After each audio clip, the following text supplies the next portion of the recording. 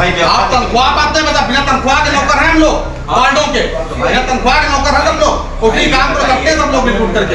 क्या अपने अधिकार भी खो देंगे हम लोग यहाँ पर नगर पालिका? बिल्कुल नहीं खोएंगे। अगर अधिकार मुझसे प्रभावित अकेले नहीं हो रहा है तो अकेले अधिकारी आप है, शिकायत आपसे रहेगी। बिल्कुल शिकायत आपसे रहेगी। यहाँ 4.5 साल से जिन लोगों को तकलीफ, अक्सर विवादों में रहने वाली नगर पालिका परिषद सीतापुर एक बार फिर सुर्खियों में है। यहाँ पर होने वाली बोर्ड बैठक सभासदों के विरोध चलते 3 बार विफल रही है। अधिशासी अधिकारी वैभव त्रिपाठी तथा अध्यक्ष राधेश्याम जायसवाल सभासदों को मनाने का प्रयास कर रहे हैं, लेकिन सभासद अपनी मांगों को लेकर अड़े हुए दिखाई दे रहे हैं। वहीं यहाँ के एक सभासद मोनू आर्या ने 4.5 वर्षों में पालिका द्वारा 500 करोड़ से ज्यादा रुपए का घोटाला करने की बात कही है। जो है नहीं हो पा रही, 3 बार तीसरी बार स्टार्ट किया, तीसरी बार बताइए। आज बजट की तीसरी बैठक हम लोगों ने जो मांग करी थी अभी तक कि यहाँ का व्यय का बिल वाउचर जो है, जो सत्यापन का अधिकार बोर्ड का है, वो महीने के महीने होना चाहिए था। इन्होंने महीने में नहीं कराया। मैंने कहा वर्ष का अंतिम बजट पास करवा रहे हैं आप, तब दे दें, तब भी इन्होंने नहीं दिया है। अभी तक इनका वो तैयार नहीं हो पाया है। तो कम से कम हम लोग जब तक देंगे नहीं, हमारे अधिकार ये अपने अंदर लेते रहेंगे, तब तक हम इनका विरोध करते हैं, गलत नीतियों का इनका विरोध करते रहेंगे। इसी वजह से आज पूरा बहुमत के साथ हम लोग विरोध किया है, और जरूरत पड़ेगी तो इसी बहुमत के साथ हम लोग बोर्ड की अपनी ताकत भी इनको दिखाएंगे कि बोर्ड के अधिकार क्या हैं और बोर्ड के काम क्या हैं। क्योंकि नगर पालिका केवल अध्यक्ष और शासी अधिकारी से नहीं चलेगी, नगर पालिका बोर्ड से चलेगी, और बोर्ड में जो हम लोग का अधिकार हम उसके अधिनियम और नियमों के तहत ही चलाने का प्रयास करेंगे। जैसे सर आप लोग लगातार कह रहे हैं बंदर बाट की बात, ये क्या बात? बंदर बाट की बात अभी आप लोगों ने खुद देखा है, बहुत चीज़ें नहीं चलाई हैं। एक रोड बहुत पहले बनने का प्रयास किया, जो कि गौसिया चौराहे से टेंडर निकाला गया, उसका गौसिया चौराहे से लेकर के डॉक्टर कमल सेठ तक, मनी चौराहे के पास तक, वहाँ पर वो रोड उन्होंने निकाल दिया, बल्कि वो पक्की बनी बनाई रोड थी, उस पर इन्होंने लाके निकाल दिया। हम लोगों ने कंप्लेंट करी, इन्होंने जो भी अधिकारियों से सेट किया, बात की हम नहीं जान सकते हम लोग। अब वो रोड वहाँ तक अब ना बन के उसके चौड़ीकरण कर दिया गया केवल। कब उसका टेंडर किया गया नहीं किया गया, ये इनका बंदरबाट था। अगर यही बिल वाउचर जब आएंगे सामने, तभी इनकी पकड़ होगी कैसे क्या किया है। आप रोडें देखिए, आप सूचना के बीच में 2 रोडें बनाएगी, एक जो दुर्गापुरवा में जो मेन रोड बनती थी वो सूचना के बीच में बनाएगी, शायद आपके किसी पत्रकार भाइयों ने उसको उठाया भी था, और एक उधर जो बनाएगी क्या ये आवास विकास पे जो मेन रोड बनाएगी वो भी सूचना के बीच बनाएगी। ऐसी कौन सी आफत आ गई थी क्या सूचना के बीच में आपने रोडें बना दी, और उससे पहले टेंडर कब हुए थे? हम लोग हमेशा मांग करते रहे, इन लोगों ने कब बना दी? तो ये बंदरबाट तभी से सिद्ध होगा जब उसके बिल वाउचर हर चीज़ के जब हम लोग सत्यापन कर देंगे, देख लेंगे, तो उसके बाद ही। तो इस सब बंदरबाट को हम लोग बात करते हैं, जो इस प्रकार की अनियमितताएं हैं, अनियमितताओं को ये बोर्ड को संलिप्त करके वो काम नहीं कर सकते हैं। क्या आपके हिसाब से भ्रष्टाचार हो रहा है? भ्रष्टाचार तो हो ही रहा है। यहाँ पे चेयरमैन जो है, वर्तमान चेयरमैन, वो भी समझे हाईकोर्ट के आदेशों रहमो करम पे यहाँ पे इसमें बैठे हुए हैं। 500 करोड़ से अधिक का भूमि घोटाला यहाँ पर सिद्ध है।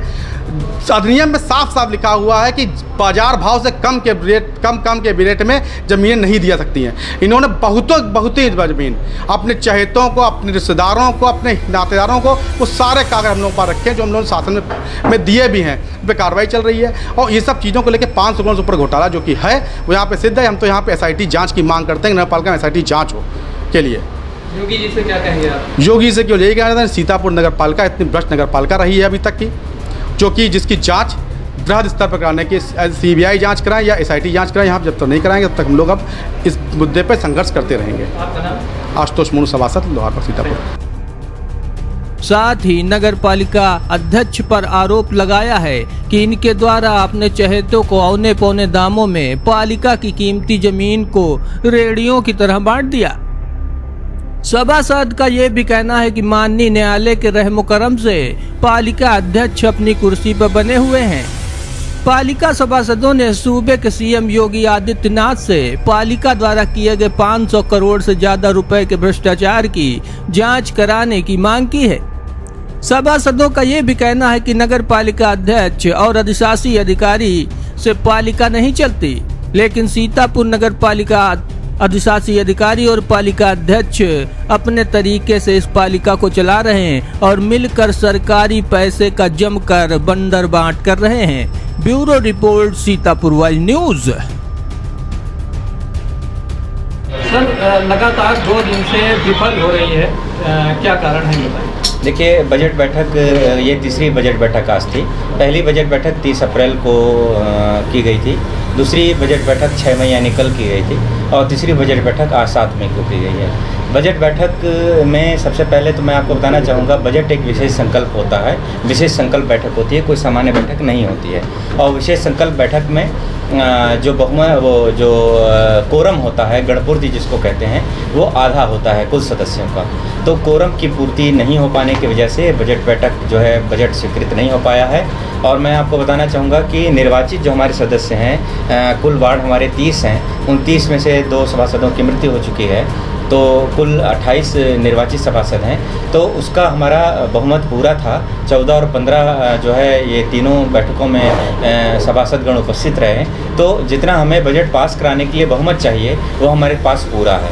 लेकिन एक कोरम होता है जो कि कुल सदस्यों का आधा होता है, जो कि वर्तमान समय में 18 है, तो वो पूरा ना होने की वजह से ही बजट स्वीकृत नहीं हो सका। सर, सभासद जो है लगातार विरोध प्रदर्शन कर रहे हैं, क्या कारण है इसके? जी, कतिपय सभासदों का ये कहना है कि विगत 4.5 वर्षों में उनके क्षेत्र में कार्य नहीं हुआ, या कुछ वो स्वकर प्रणाली के लिए से उनको समस्या है, या और उनकी कई अनेक समस्याएं हैं। तो उसको लेकर के आज सभी सभासद जो शेष सभासद हैं वो आए हुए हैं और इनकी सभी की बातें बहुत विधिवत ढंग से गहन तरीके से सुनी भी जा रही है। पूर्व में भी मेरे द्वारा इनकी बात सुनी जाती रही है, अपने द्वारा यथासंभव प्रयास किया जाता रहा है कि इनकी समस्याओं का निराकरण हो सके। और साथ ही आज एक विशेष बैठक में सभी की बातों को सुना जा रहा है। इसमें जो पहली समस्या सामने आई वो है स्वकर प्रणाली। इनका कहना है कि स्वकर प्रणाली जो है वो त्रुटिपूर्ण है और जो सर्किल रेट्स हैं उसको लेकर के इनको समस्या है। तो मैं अवगत कराना चाहूँगा आपके माध्यम से कि जो सर्किल रेट्स हैं वो दिसंबर 2018 में तत्कालीन कार्यपालक अधिकारी, जो कि हमारे नगरपालिका अधिनियम 1916 में धारा 140 के अंतर्गत कार्यपालक अधिकारी यानी एग्जीक्यूटिव ऑफिसर और चेयरमैन को पावर है कि वो जो है सर्किल रेट डीएम द्वारा स्वीकृत सर्किल रेट एवं न्यूनतम आधार पर निर्धारित कर सके। तो बाकायदा उसको निर्धारित किया गया था और निर्धारित करने के उपरांत उसको सरकारी गजट में प्रकाशित किया गया था। आज इस बात को लेकर उनको विरोध है। 3 वर्ष के पश्चात वो कर रहे हैं, काफ़ी समय से वो लड़ रहे हैं इस चीज़ के लिए, लेकिन विरोध करने का जो सही प्लेटफॉर्म है मेरे हिसाब से यह नहीं है, क्योंकि अगर उनको बोर्ड की जो कोई सरकारी गजट प्रकाशित हो चुका है वो बाकायदा एक सरकारी दस्तावेज हो चुका है, एक सरकारी आदेश हो चुका है, तो यदि उसमें उनको समस्या है तो वो कोर्ट के माध्यम से यदि हमें निर्देश ऐसा प्राप्त होता है कि इसमें कहीं ऐसी कोई समस्या है तो उसको क्योंकि इनकी डिमांड है इसको निरस्त किया जाए, तो निरस्त करने की पावर केवल जो है न्यायालय में नहीं था। और जहाँ तक रही संशोधन की बात है, यदि संशोधन के लिए कोई हमें प्रस्ताव प्राप्त होता है तो उस पर जो भी नियमानुसार वैधानिक कार्रवाई है वो की जाएगी।